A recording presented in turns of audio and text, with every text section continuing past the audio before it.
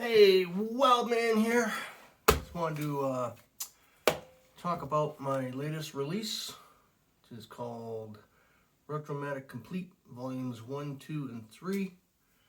So the story behind this is I had done 3 EPs with 4 songs each on them. And as I've learned more about recording and mixing and mastering and all that kind of stuff, I listen to some of those mixes and I'm like, man, I can make them better. So that's what I did. I figured, why not compile them into one cohesive format rather than have EPs. So that's what I did. So this is a track by track. I'm going to just explain a little bit of the story behind these songs. But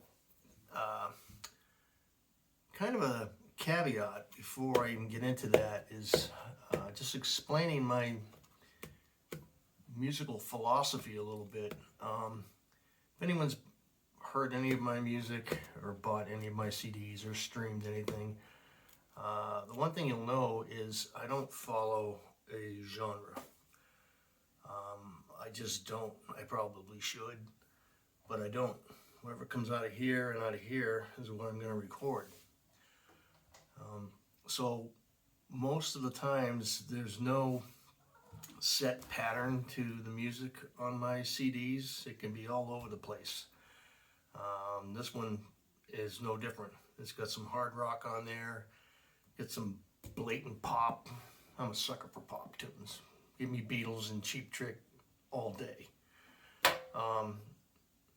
It's got some blues tunes on there, and you know, it's generally very retro sounding, hence the name, Retromatic.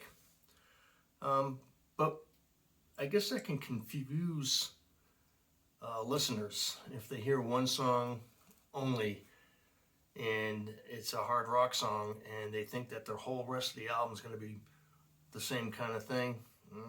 Not with me. You're going to get a smorgasbord, a cornucopia of musical delights. So yeah, and I always say too that if you listen to my stuff, you should use headphones, earbuds, but good quality headphones. I do a lot of things with panning, try and put things in different spaces and have them do different things and just create a soundscape that's interesting when you listen. And I don't adhere to the same rules about recording. I will use different plugins, different guitars. I'll just mess around until I find something that fits the song that I'm working on. I don't have any set, this is what I use here, this is my compressors, this is my EQ path, this is my vocal chain. I do whatever I feel like at the moment. Does it make things easier for me workflow wise? No, not at all, but creativity wise, that's the most fun part for me, is after you've tracked all your instruments and then you start getting in and doing all the fun things, you know, adding delay tails and effects and panning and automation, and that's where the real dancing with the creative spirit comes in for me. So yeah, if you happen to stream this or buy one of these or whatever, it'll take you on a journey. If you listen from front to back, it's not all going to be the same. You're going to get a little bit of everything. Hey, variety is the spice of life. All right, so here we go. First song on the album is called So Hard. And if you listen to the words, it kind of sounds like I'm talking maybe about a bad relationship or a woman or something. It's actually about the evils of alcohol. It's so hard. One of the verses in here is, can't think of any more good reasons. My excuses keep on calling you back. It's just when I think I'm done, I'll find another one that keeps your monkey on my back. Yeah. It's a hard rock tune. This one came out pretty good. It's got real live acoustic drums on it. That's the other thing I want to say. I don't do loops. I don't do auto-tune. I don't quantize anything. I don't use backing tracks. If you hear any instrument on there, I have played it organically. Keyboards, I played the keyboards. Obviously, I played the drums, played the bass guitars, the lead guitars, all the vocals. Maybe I should auto-tune the vocals, but I don't. You know, will I hit a note that's a little bit questionable here and there? Yeah, but if there's the passion behind it that I like, so be it. They didn't have to do it back in the 70s. Higher Place to Be, song 2. It's kind of just the opposite of So Hard. It's kind of a, talks about the benefits of Mother Nature's homegrown, so to speak. That's a cool song. It kind of starts off with, comes in real quiet, and then you actually hear me say, pick it up, because the tempo was dragging. So I wanted to pick up the tempo. So you hear the tempo elevate just a little bit before the song really gets going.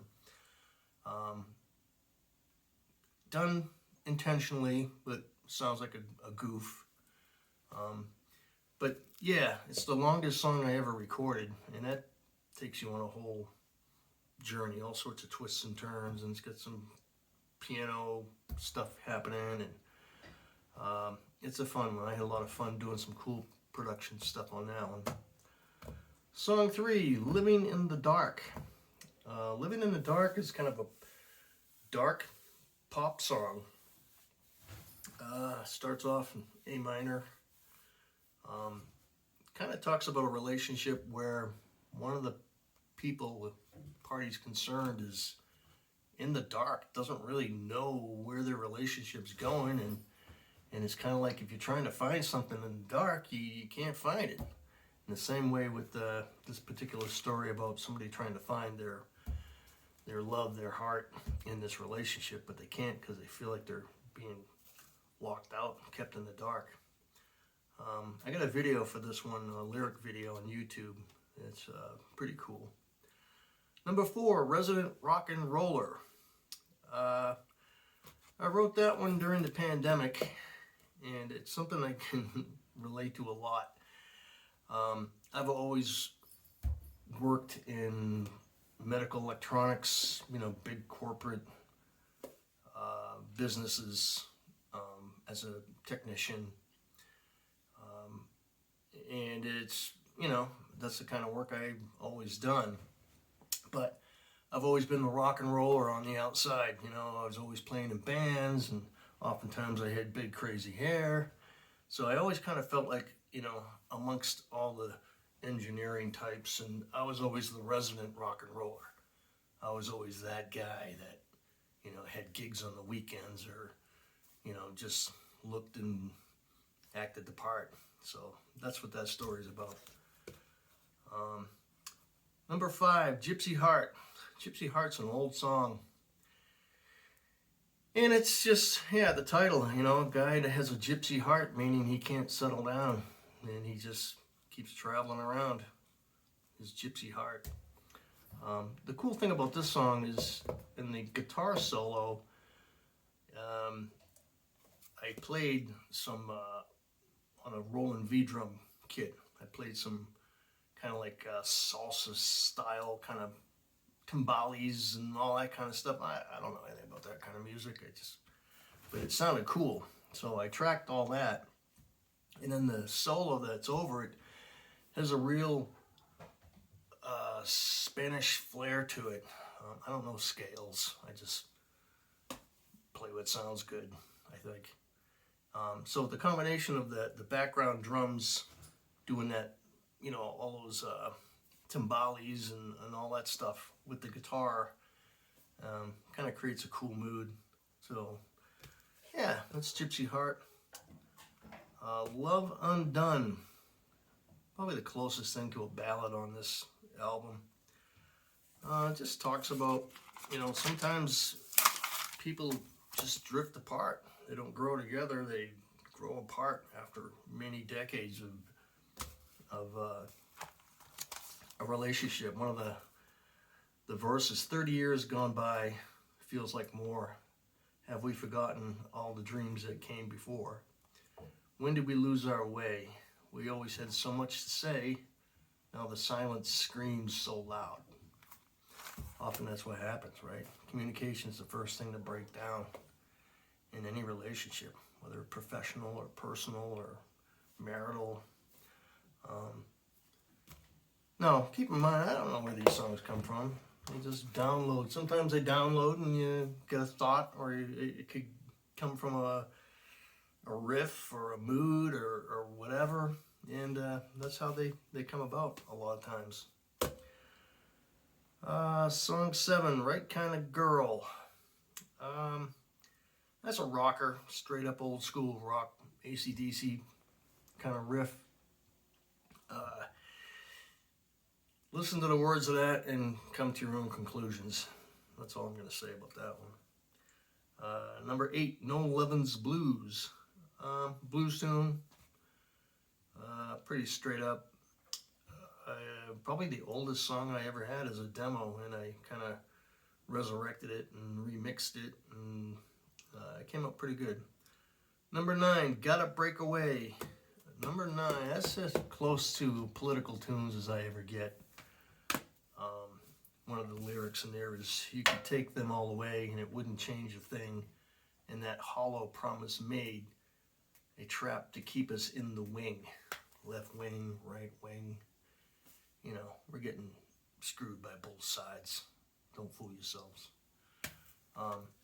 Problem with this song was, during an update on one of my computers, somehow all the individual tracks for that song just vanished, gone.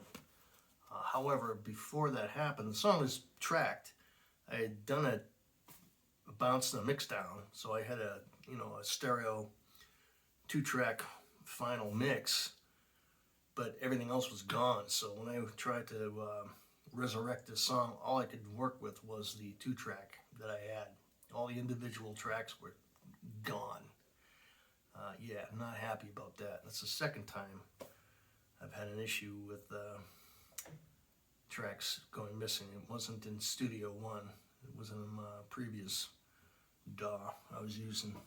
But it's a cool song. Kind of has a King Zexy vibe. Some of the chords, maybe. That one's good, nice and loud.